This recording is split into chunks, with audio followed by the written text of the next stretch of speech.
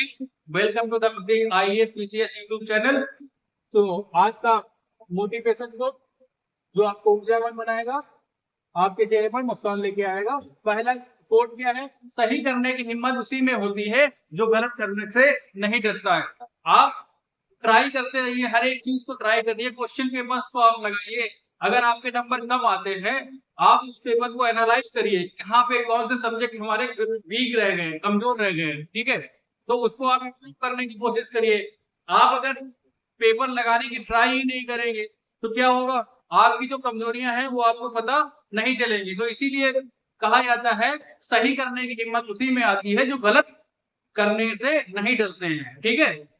आज की class charter act of 1813 पे, चार्टर एक्ट ऑफ 1813। आप हम सभी को पता है चार्टर एक्ट प्रत्येक 20 ईयर्स में आते थे। इससे पहले आया था 1793 में, इसके बाद आया था 1813 में, इसके बाद आएगा 1833 में, ठीक है? हर एक 20 साल बाद चार्टर एक्ट आता था। इसके फीचर्स क्या थे 1813 वाले, जो देख लेते हैं। तो फीचर क्या है? जो कंपनी की मोनोपोली थी ट्रेड विद इंडिया, उसको खत्म कर दिया गया था, ठीक है? और except trade with China and trade in tea, जो चाइना के साथ ट्रेड था और जो चाय में ट्रेड था, उसको छोड़कर कंपनी की मोनोपोली जो इंडिया में ट्रेड की थी उसको खत्म कर दिया गया था। उसका कारण क्या था? जो फ्रांस नेपोलियन बोनापार्ट थे, उसके पीछे का मेन कारण नेपोलियन बोनापार्ट की पॉलिसी थी। नेपोलियन बोनापार्ट क्या कर रहा था कि जो ब्रिटेन के एलाई कंट्री थे, जो ब्रिटेन के साथ ट्रेड करते थे, उनसे नेपोलियन ये कहता था कि आप अगर ब्रिटेन से अपने टाइज तोड़ दोगे और हमारे साथ जुड़ोगे तो हम आपकी वो सारी डिमांड पूरी करेंगे जो आप चाहते हो, ठीक है? इसमें बहुत सारी कंट्रीज उसके इस जाल में फंस गई थी, जैसे कि रसिया। बाद में ये पॉलिसी उसकी बहुत ज्यादा फेल हो गई थी नेपोलियन की, लेकिन कुछ समय के लिए ब्रिटेन ब्रिटेन को ये समझ आ गया था कि उनको इकोनॉमी में बहुत नुकसान हो रहा है। तो क्या हो रहा था कि वहां की इंडस्ट्रीज थे, उनको ट्रेड करना था इंडिया में, अपना सामान इंडिया में बेचना था, भारत में अपना सारा सामान लाके बेचना चाहते थे। और यहाँ पे मोनोपोली किसकी थी? ईस्ट इंडिया कंपनी की। तो उन्होंने ब्रिटिश गवर्नमेंट पर प्रेशर बनाया कि जो ईस्ट इंडिया कंपनी के पास मोनोपोली है trade with India, trade India में ट्रेड करने की जो monopoly British east India company के पास है, उसको खत्म किया जाए। तो इसीलिए 1813 की एक्ट में मोनोपोली को खत्म किया गया था। लेकिन चाइना के साथ ट्रेड में और चाय में उनका व्यापार जो है वो चलता रहा, ट्रेड चलता रहा।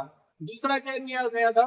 शेयर होल्डर्स को जो शेयर होल्डर्स को प्रॉफिट मिलता था उसमें भी डिक्रीज कर दिया गया था। अब कितना मिल रहा है? 10.5% डिविडेंड उनको मिल रहा था, इससे पहले उसको उनका ज्यादा था, ठीक है? अब इससे क्या होता?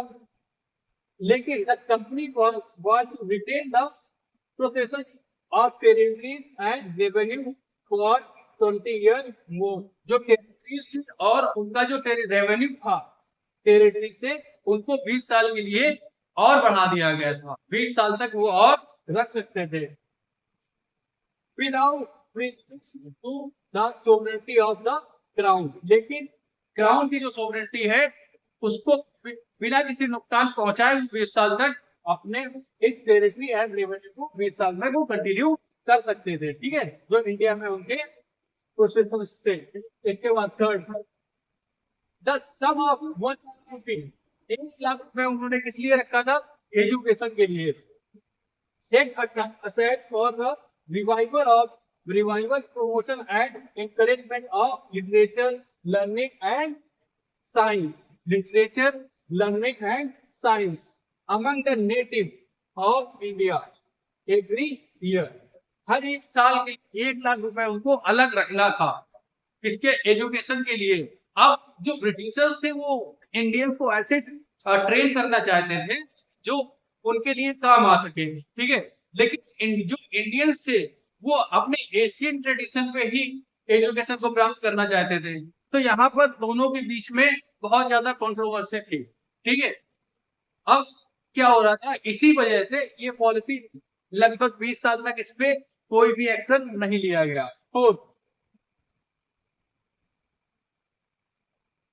Regulation made by the council. जो काउंसिल अपने रेगुलेशन, रूल और लॉ बना रहे थे, कौन से? मद्रास, बॉम्बे एंड कलकत्ता। अब उनको क्या करना था, जो भी लॉ वो बनाएंगे उनको ब्रिटिश पार्लियामेंट से अप्रूव कराना पड़ रहा था। ठीक है, अब यहाँ पर सीधे आप देखिए, धीरे धीरे कंपनी की जो पावर थी वो अब धीरे धीरे कहाँ शिफ्ट हो रही है? ब्रिटेन में। ब्रिटेन पार्लियामेंट में धीरे धीरे सारी पावर शिफ्ट हो रही है। ठीक है, the constitutional position of the British territories in India was explored, defend and first defined and first time. जो ब्रिटिश टेरिटरी है ना, वो फर्स्ट टाइम यहाँ पर डिफाइन की गई थी। अगला, अब देखो यहाँ पर क्या बोला गया था? Separate account when we kept regarding commercial transaction and territorial revenue। अब एक चीज और बोली गई थी, वो मेन पॉइंट था इस पॉलिसी का। अब कंपनी से ये कहा गया था, जो आपके कमर्शियल अकाउंट है और जो टेरिटोरियल रेवेन्यू अकाउंट है, आप जो रेवेन्यू कलेक्ट कर रहे हैं इंडिया से, उनके अकाउंट को सेपरेट कर दीजिए, अलग अलग बनाइए दोनों अकाउंट। कमर्शियल अकाउंट अलग बनाइए, अपना जो रेवेन्यू अकाउंट है उसको अलग बनाइए। और इसके बाद last point, Christian missionaries were allowed to preach Christianity in India. अब क्रिश्चियंस को बुला दिया, परमिट कर दिया गया कि आप इंडिया आके अपने रिलीजन के बारे में प्रीच कर सकते हैं, लोगों को बता सकते हैं। ये जो रीजन, ये जो पॉइंट है ना, ये 1857 की क्रांति हुई थी, उसमें मेन रोल इसने निभाया था। ठीक है,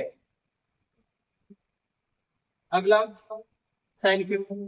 सो please like, share and subscribe Prateek IAS PCS academy. तो जैसे कि हम आप लोगों को अच्छा कंटेंट और प्रोवाइड करते रहेंगे, इस 5 मिनट सीरीज में बहुत सारे टॉपिक्स हम लेके आने वाले हैं। ठीक है, तो प्लीज सब्सक्राइब। Thank you.